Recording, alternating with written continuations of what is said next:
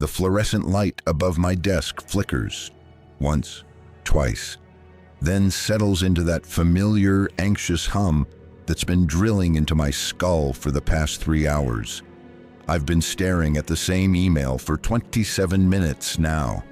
The cursor blinks at the end of an unfinished sentence, mocking me with its steady rhythm. Click, click, click. My pen taps against the laminated desktop in perfect synchronization. When did I start doing that? The sound echoes strangely in the empty office, bouncing off cubicle walls that seem to absorb and reflect it back transformed. The office building empties around me, footsteps echoing down the hallway like retreating thunder. One by one, the lights in neighboring cubicles wink out, leaving me in this small pool of stuttering illumination.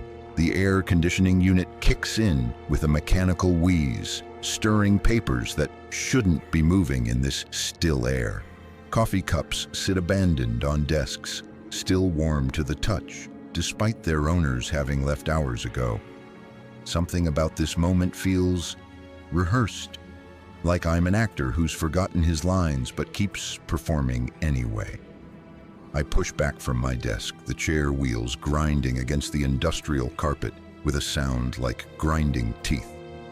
The fabric beneath my feet is worn thin in places, creating patterns that look almost intentional, like hieroglyphs spelling out messages I can't quite decipher. The hallway stretches before me longer than it should be, lined with identical doors that seem to breathe in the dim emergency lighting. My footsteps create a hollow percussion against the polished concrete floor, each step arriving a fraction of a second before I expect it. The elevator arrives before I press the button.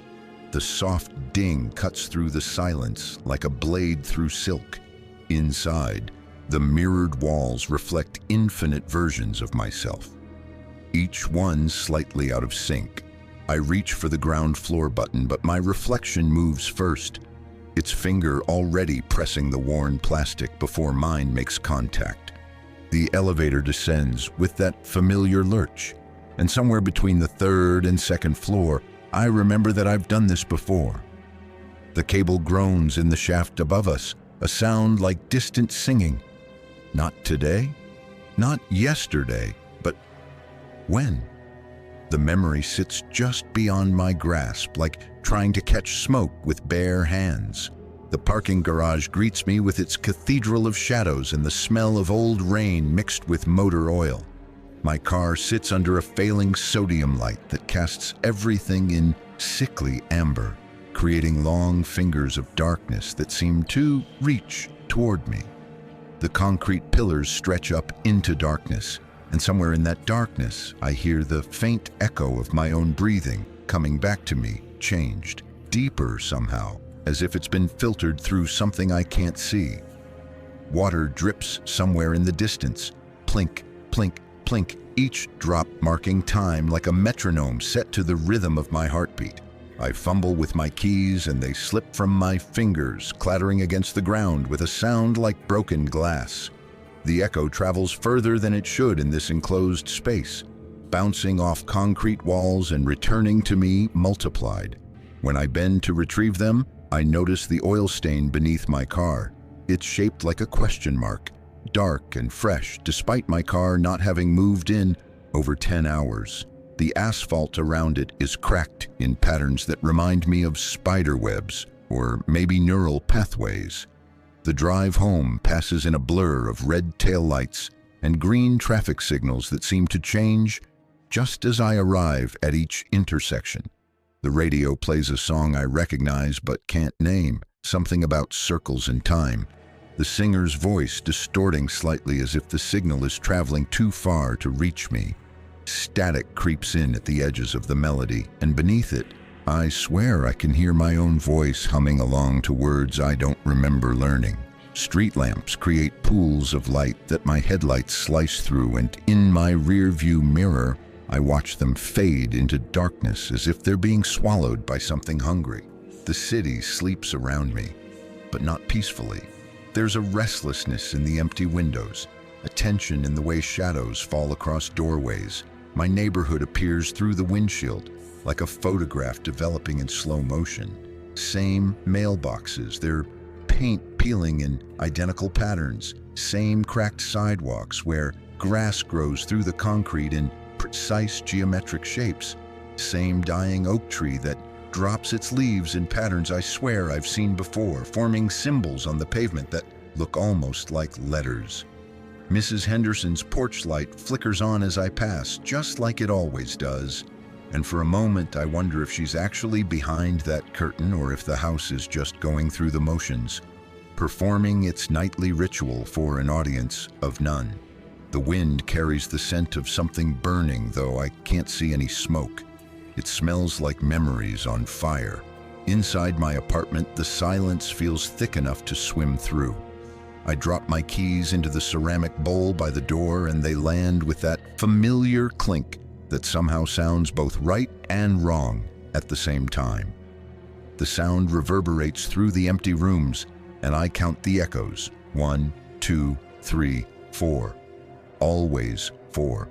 The hardwood floor creaks under my feet in a rhythm I know by heart, leading me through the living room where dust motes dance in the streetlight, streaming through half-closed blinds. The furniture sits exactly where I left it, but somehow the arrangement feels different, as if everything has shifted slightly while I was away. The couch cushions bear impressions that don't match my body, and the magazines on the coffee table are stacked in an order I don't remember creating.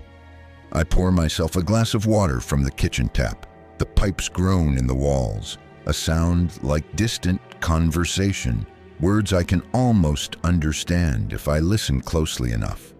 The water tastes of metal and something else I can't identify, something that reminds me of childhood summers and the taste of pennies held too long under the tongue. When I hold the glass up to the light, tiny particles swirl in the liquid like microscopic galaxies.